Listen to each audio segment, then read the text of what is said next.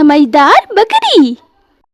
एक दफा का जिक्र है, जंगल में एक बकरी रहती थी। वो बकरी अकेली ही रहती थी। जंगल में उस बकरी का कोई भी साथी नहीं था। बकरी हरी घास खाती और नदी का पानी पिया करती थी। बकरी का कोई दोस्त ना होने की वजह से वो अकेली ही घूमा फिरा करती थी।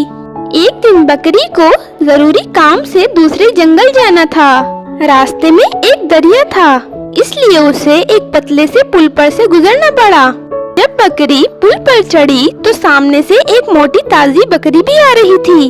दूसरी बकरी को देखकर पहली बकरी कहने लगी, तुम पीछे हटो, पहले मैं पुल पर चढ़ी थी, तुम्हें दिखा नहीं सामने से कि मैं सामने से आ रही हूँ। फिर दूसरी मोटी ताजी बकरी ने कहा, क्यों, तुम भी तो पीछे हट सकती थी जब तुम देख रही थी कि मैं सामने से आ रही हूँ। फिर पहली बकरी ने कहा, नहीं भाई, पहले तो मैं ही पुल पर चढ़ी थी, इसलिए मैं ही पहले जाऊंगी और तुम्हें पीछे हटना ही होगा।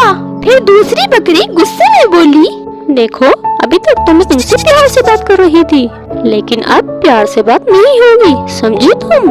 फिर पहली बकरी ने सोचा कि मैं इससे लड़ तो लूंगी, लेकिन मैं कहीं पुल पे से गिर न जाऊं।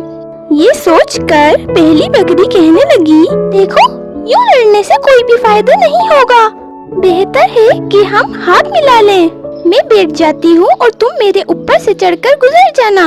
ऐसा करने से तुम्हें भी रास्ता मिल जाएगा और मुझे भी। फिर दूसरी बकरी ने कहा, ये हुई ना बात। और फिर पहली बकरी बैठ जाती है और दूसरी बकरी उसके ऊपर से गुजर जाती है। इस तरह उन दोनों को रास्ता मिल जाता है। इस कहानी से क्या समझे कि लड़ने से कोई फायदा नहीं होता।